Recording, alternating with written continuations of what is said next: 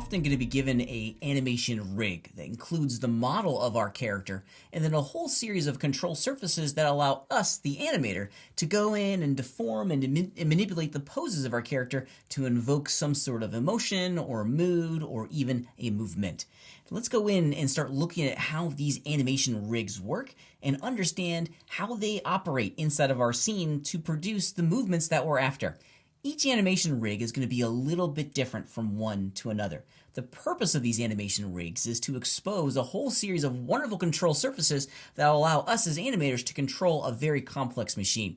Imagine for a second that we have popped open the hood of our car and we're looking at this wonderful machine, an engine, a transmission, a radiator, all sorts of stuff that's incredibly complex, and to be honest with you, frankly, I don't even know how all of that stuff works. They've taken the engineers of that car, have taken this very complex machine, and they have distilled it into a whole series of easy to use and easy to understand control surfaces, like the steering wheel, or the gas pedal, or the brakes, the buttons and knobs in the front of your stereo, right?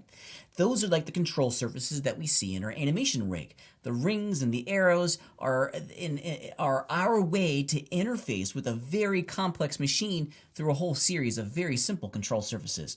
This is the animation rig that we're going to be using for our pendulum homework assignment. I've gone ahead and opened it up, and this is what it looks like. Let me give you a tour here real fast. Before we get started, let's just, I'm going to go into my viewport overlays. I'm going to turn off the floor and the X and the Y axes indicators just to make it a little bit easier for you to see what's going on. In addition, I'm also going to turn off the visibility of my 3D cursor. I can recognize pretty directly that the control surfaces for our rigs are very faint. They're very small, and it's going to be difficult for you to see on the video, so I'm going to try to make it easy on you. So I'm working in the object level. I'm in object mode, and if I select my rig, you can see that it's an entire object. All the animation that we're going to be doing inside of Blender is going to be at the object level. And when we select it, you can see that every single bit and bob on the object has been selected. What hasn't been selected is the geometry. And this is the beautiful thing about working with animation rigs. They allow us to influence the totality of our character without having to go in and grab vertices, edges, and polygons. They're a way for us to manipulate large chunks of our character through very simple control surfaces. Let me show you some important things about working with animation rigs and to be mindful of when you're using an animation rig. Let's start by traveling over into our outliner, because there's a whole bunch of stuff in here that wasn't in any of our other scene files, things that are kind of a little bit new. And this is the telltale sign of a rig itself. If you look at the hierarchy here, we have a whole series of collections that reference each other. We have a collection here of just the mesh pieces itself, and these are the physical geometric objects within inside the scene. I don't think they're not going to get selected because they've all been deactivated, but this is the raw geometry, okay? In addition, if we go to this pendulum group, notice that it references the contents of this collection itself. So this is kind of being pulled into this group. We're not duplicating it.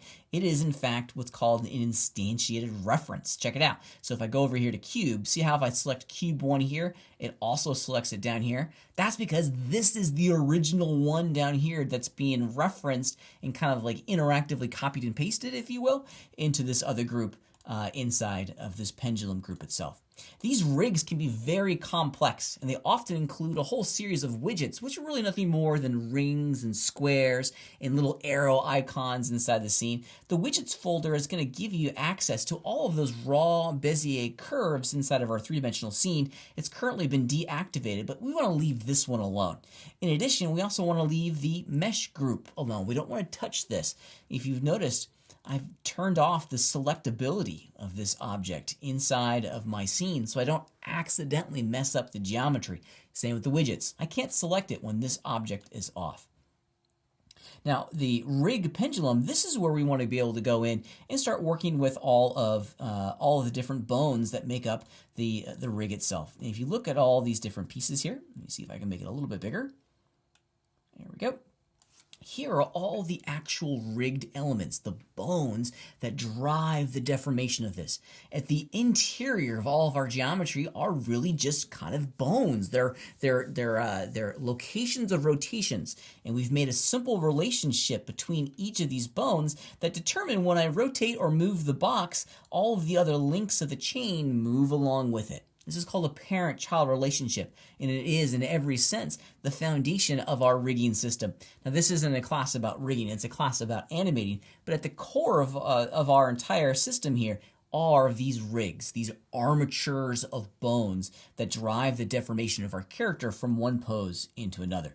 So we can manipulate our objects inside of our three-dimensional scene. You shouldn't really have to be working inside of the outliner to manipulate your rigs. You can do all of this inside of our 3D viewport. Now, at the object level, of course, let me just fire open the transform tool. We can move the entire rig, and this is the true object level. Okay. However, we don't really want to work at the object level. We want to work at the rigged bone level. And this adds in a new wrinkle, if you will, inside of our entire rigging system. To individually select these circles down here, let me go into my box selection tool. Notice that when I try to grab that circle, see how it grabs the entire rig? Well, how do I go in and add, or just grab that one circle and manipulate and rotate that one bone? Well, it's done through what's called pose mode. With our rig selected, we can go to the top of the screen into our object pull-down menu and check it out. We got a new option in here. It's called pose mode. Let me show you what it looks like. And this guy right here is going to allow you to go in and individually select the components, the parts and pieces, if you will, of our rig. All the different rigged pieces. Notice that the color, the wireframe color of all of these pieces have now changed. We can individually manipulate them.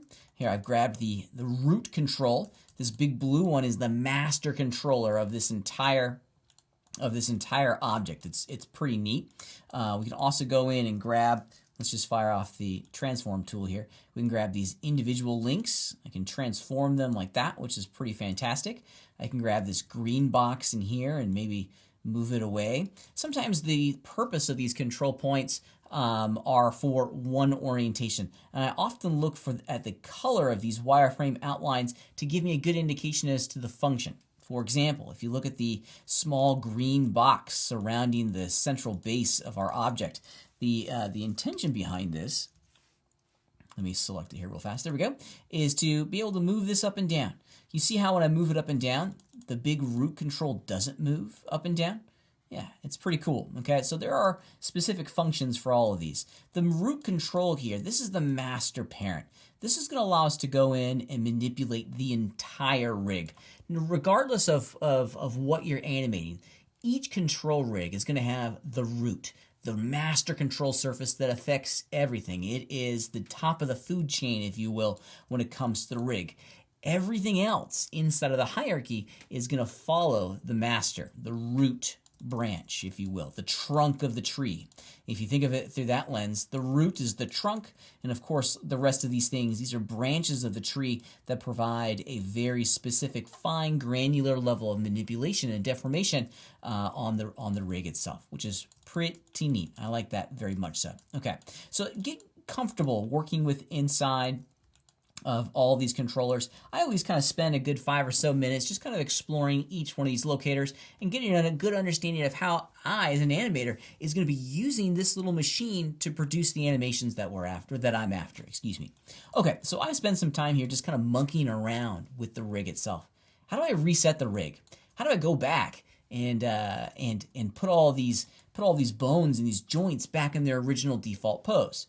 If you remember from an earlier video, the ping pong animation is a great example. We were animating at the object level, and we were able to very easily go in and reset the object's transformation channels to get the character and the object back to its default pose. Well, we're not seeing that at the moment, right? Because I got this outside rig piece. Let's grab the ring here. This is a really great example.